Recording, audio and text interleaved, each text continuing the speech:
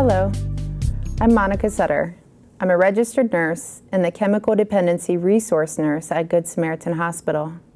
Today, I'd like to respond to some questions that I am often asked about talking to people about substance use disorders. A common question is, what should I say to an adult friend or family member who I think is misusing drugs? First, it's good that a person is willing to take the risk of talking to someone about their drug use. Some people are very defensive about this, and often their initial reaction is to criticize the person who brings up the subject. For that reason, it's important to stick with facts that you have observed, whether it's the ramifications of their use or what appears to be possible dangerous use. For instance, has their drug use resulted in loss of employment, difficulty with meeting family obligations, declining physical or mental health, legal problems? My advice is to start with expressing concern or worry about the friend or family member, then telling them about the things you've noticed that make you concerned. Then get their reaction. For example, I'm worried about you. You have prescriptions for 2 different pain relievers, and I know that it can be dangerous for you to take more than one medication like that. Can you see why I might be concerned? Or, you don't spend as much time with the rest of the family as you used to before you started taking those meds. Have you noticed that? If you notice that this attempt at a conversation starts to turn into a debate or argument, back off and remind the person that these are just behaviors or facts that you've noticed, not a criticism of the person. End with something positive, even if it's only, "I'm glad you listened to what I had to say." What if I think my teenager is abusing pain pills? Keeping the lines of communication open between you and your teen is imperative to promoting abstinence. So try to make any conversation about this a two-way affair. By asking your son or daughter what they think about pain pill use, you may learn something important about how to counter misperceptions about these drugs. Often, teens may feel that prescription drugs are safer than illicit drugs. Educating teens that this is not the case and that only a physician can accurately determine a safe dose of prescription pills can prevent this misconception. And, as with anyone you talk to about their use of drugs, tell them why you're worried and stick to behaviors that can be observed. I think my friend is on drugs, but he won't talk to me about it.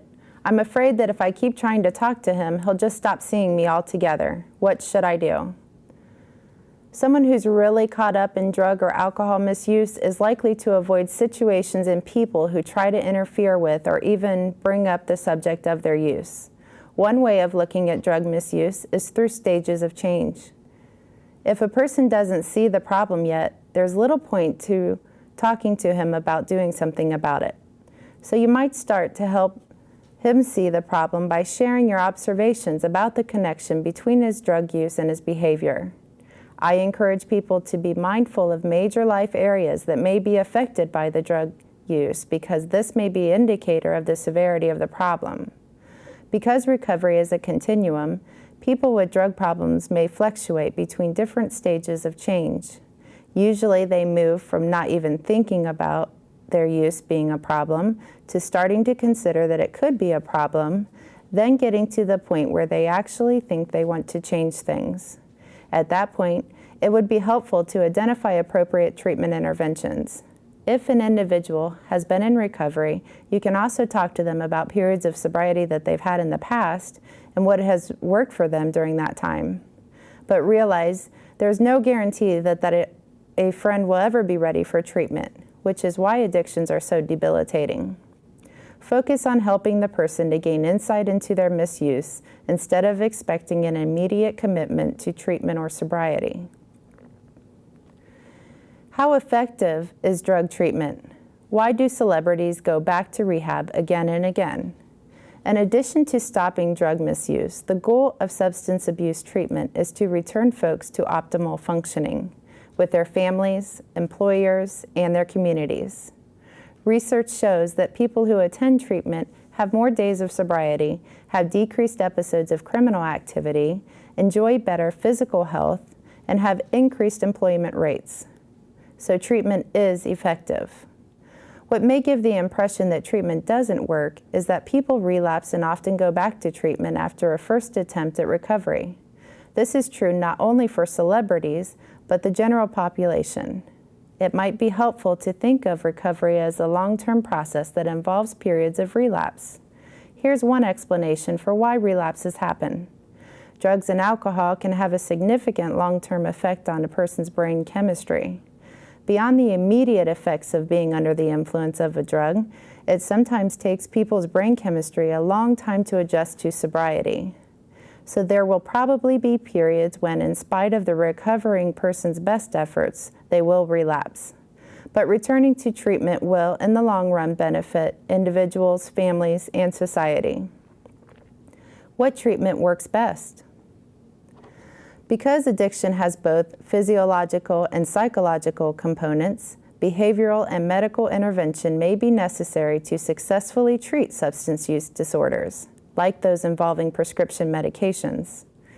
Physicians who treat these disorders need to know about the extent of current use so that attempts can be made to safely taper, switch to non-habit-forming medication, or gain additional mental health support. There are different types of treatment available, all of which have been effectively used when appropriately paired with an individual's needs. Some examples are Narcotics Anonymous, outpatient therapy, integrated dual diagnosis treatment for people with co-occurring mental health conditions, pharmacotherapy, or drug-based treatment involving the use of antabuse, methadone, Suboxone, or other drugs to deal with detoxification and reducing cravings.